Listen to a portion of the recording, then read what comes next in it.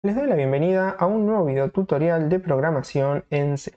Hoy vamos a ver cómo obtener el valor máximo y mínimo de un determinado vector. Para eso vamos a ver un pequeño ejemplo. Yo acá tengo declarado un vector de tipo float que almacena hasta 10 temperaturas.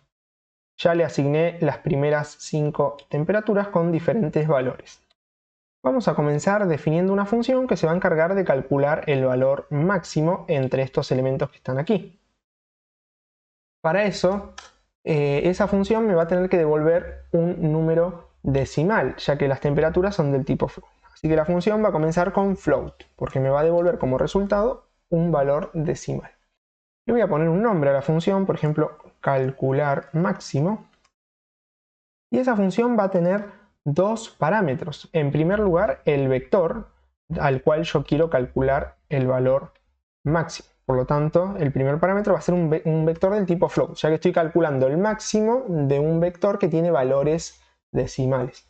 Así que el primer parámetro va a ser, por ejemplo, float vector y corchetes vacíos. Con esto indico que se trata de un vector lo que le estoy pasando a la función. Y a continuación va a tener otro parámetro que va a ser un entero en donde le voy a pasar la cantidad de elementos de ese vector, ¿sí? O sea, la cantidad que tengo cargada hasta el momento de valores, para saber hasta dónde tengo que recorrer ese vector, ya que si bien acá tengo 10 posiciones, yo solamente cargué los primeros 5 valores, después tengo valores desconocidos porque no inicialicé el vector, así que solamente voy a recorrer según la cantidad de elementos que tenga. Dentro de la función voy a ayudarme con una variable auxiliar que se va a llamar máximo actual. Es decir, mientras yo voy, y va a ser del tipo float obviamente también porque estoy trabajando con valores decimales. Es decir, que mientras yo voy recorriendo el vector, voy a ir almacenando temporalmente los máximos que voy encontrando hasta el momento en esa variable, en máximo actual. ¿Sí? Y luego acá voy a empezar a recorrer el vector con un for. Voy a ir desde un i igual a 0 y mientras ese i sea menor que la cantidad de elementos, voy a incrementarlo de a 1 y así voy recorriendo cada posición del vector. Ahora, la primera vez, en el primer ciclo que yo recorro del vector, que voy a estar en la posición 0, el único valor que tengo es el primero, sería este 20.1 en el caso de este ejemplo puntual. Por lo tanto, no me queda otra que asignarle a máximo actual ese valor, porque otro valor máximo no tengo, porque recién estoy recorriendo la primera posición del vector.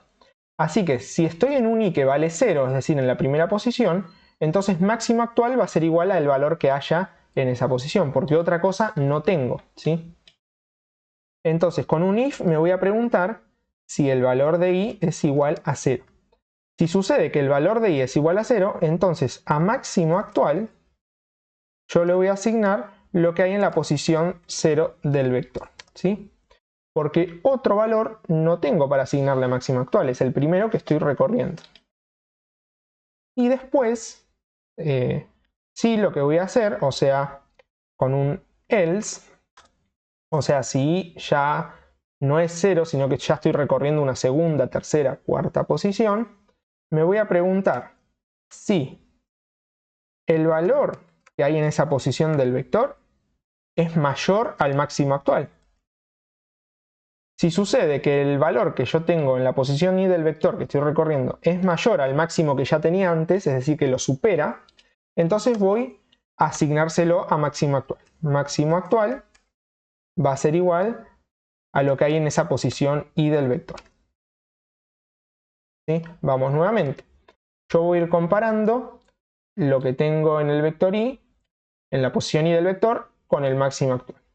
Si lo que tengo en esa posición está superando al máximo que yo había supuesto antes, entonces a máximo actual le voy a agregar, le voy a asignar, mejor dicho, el valor de esa posición del vector. Eso siempre y cuando esté recorriendo una posición del vector que sea diferente de la primera, porque si la posición que estoy recorriendo es la primera, simplemente como no tengo otro valor, le asigno ese valor al máximo actual. Y de esta forma estoy obteniendo el valor máximo de un vector. Cuando termino de ejecutar el for, que ya recorrí todos los valores que tengo en el vector, simplemente hago un return del máximo actual. Y ese va a ser mi valor máximo del vector. Así que acá, luego de declarar el vector, voy a llamar a la función, ¿sí?, que acabo de definir, es decir, calcular máximo, y le voy a pasar las temperaturas, y en este caso le voy a pasar un valor 5, que es la cantidad de elementos que yo tengo en ese vector. Voy a declarar una variable del tipo float, que se llame máximo, en donde voy a almacenar el resultado que me arroje esa función. Y después lo voy a imprimir por pantalla. printf %f, porque es un número decimal, máximo. Y le puedo poner antes, si quieren, la temperatura máxima es 2 puntos y lo que me arroje el resultado de ejecutar esa función. También lo que tengo que hacer es el prototipo de la función. El prototipo de la función no es nada más ni nada menos que el encabezado, ¿sí?, todo esto escrito aquí arriba del main, con un punto y coma, y los nombres de los parámetros no se ponen, es decir, acá este nombre y este nombre no lo voy a poner, solo los tipos de datos. En este caso es un entero y en este caso es un float, pero es un vector, por eso los corchetes, ¿sí? De esta forma ya tengo acá completo el programa. Vamos a ejecutarlo. Cuando lo ejecutemos, fíjense que de todas las que tengo acá, la temperatura máxima es 30, así que el resultado que me debería devolver sería un 30. Si lo ejecutamos, efectivamente me dice la temperatura máxima es 30. Yo acá puedo cambiar alguna temperatura, esta que dice 22.8, vamos a ponerle, no sé, 38.8. Así que ahora esa va a ser la máxima. Fíjense que me dice la temperatura máxima, bueno, 38,79999, porque me lo toma como periódico, pero sería 38,8. Entonces, ¿cómo está funcionando esto? Bueno, empieza a recorrer el vector. En primer lugar, i vale 0. Entonces le va a asignar a máximo actual el valor 20.1. Al else no va a entrar porque el i vale 0. En la siguiente iteración, i vale 1. Ya al if no va a entrar al if. Al else, perdón. Y luego a este if. I vale 1. Lo que hay en vector corchetes 1 es un 38.8. ¿Es mayor al máximo actual que yo tenía, que era el que estaba acá, 20.1? Sí. Entonces a máximo actual le va a asignar lo que hay en la posición 1, es decir, el 38.8. Después va a seguir haciendo estas comparaciones, pero fíjense que ninguna de estos valores supera el 38.8. Así que todas las comparaciones que realicen acá siempre van a ser menores al máximo actual. Por lo tanto, no va a entrar más a este if porque todas las que siguen son menores. Por lo tanto, como máximo actual me va a quedar el 38.8 y cuando termina el for, devuelvo ese máximo actual. Ahora, para calcular el mínimo, tengo que hacer prácticamente lo mismo. Así que me voy a copiar esta función porque me va a servir porque es casi lo mismo. Solamente que le voy a llamar calcular mínimo. Y acá en vez de máximo actual le voy a poner mínimo actual, obviamente, y acá también, mínimo actual, y acá también, ¿sí? A todos les voy a poner mínimo actual. ¿Y cuál es la diferencia? Bueno, esto es lo mismo, voy a tener que recorrer el vector hasta la cantidad de elementos que tenga. Los parámetros que va a tener son los mismos. Voy a tener también una variable auxiliar que se llame mínimo actual. Y cuando i vale 0, es decir, que estoy recorriendo por primera vez ese vector, el único mínimo que voy a tener conocido va a ser este. Otro valor no voy a tener para compararlo, así que le voy a asignar ese, el 20.1.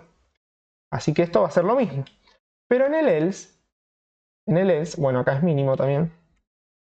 En el else, voy a tener que preguntarme si lo que estoy recorriendo en el vector en ese momento es menor al mínimo actual en vez de mayor. ¿Sí? Lo único que cambia es este signo. En vez de mayor, menor. Si lo que está en esa posición es menor al mínimo actual que tengo, entonces a mínimo actual le voy a asignar lo que hay en esa posición. Es lo único que cambia. Después es todo lo mismo.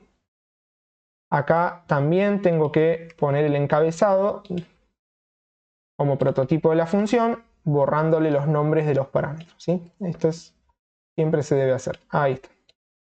Solamente que acá le llamé calcular mínimo. Y también voy a llamar a la función calcular mínimo, así que me voy a copiar esto tal cual está, solamente que voy a tener una variable que se llame mínimo. Y acá va a ser la función calcular mínimo. Y también le voy a pasar exactamente las mismas cosas, el vector de temperaturas y los elementos que son 5 en este caso. Y voy a hacer un printf que también me lo voy a copiar y pegar acá, que va a decir la temperatura mínima en este caso es, y acá va a ser mínimo. Lo que sí voy a agregar es un /n para que me quede abajo del anterior. Fíjense que si lo ejecuto, debería decir que la temperatura mínima en este caso es 17.5, ¿no? Así que vamos a ver si esto funciona. Fíjense que dice, la temperatura mínima es 17.5 y la máxima 38.8. Y esta es una de las formas más fáciles que tenemos de calcular los máximos y los mínimos de un vector. Si le sigo agregando elementos al vector, por ejemplo acá agrego un 5, después, no sé, un 10.9, bueno, ahora tengo 7 elementos, así que voy a calcular el máximo acá, le voy a pasar un 7. ¿Sí? Y bueno, la temperatura mínima es 5, la máxima sigue siendo 38.8 porque no le había pasado algo distinto. Bueno, espero que se haya comprendido cómo se deben declarar, definir e implementar las funciones para calcular los máximos y los mínimos. Estas funciones son muy reutilizables. Así como las declaré, me va a servir para calcular los valores máximos y mínimos de cualquier vector float. No hace falta que sean temperaturas, puede ser cualquier otra cosa, notas o lo que ustedes quieran, mientras tenga valores float. Porque fíjense que lo hice todo con float. Eso sí es importante. Lo hice todo con float. También pueden hacerse una función para calcular máximos y mínimos de valores de vectores con valores enteros. En ese caso solo cambian los tipos de datos de float a int. Y esto después ya les sirve para reutilizarlo en otros algoritmos u otros programas que desarrollen. Bueno, hasta aquí vamos a dejar hoy y nos vemos en un próximo video. Saludos.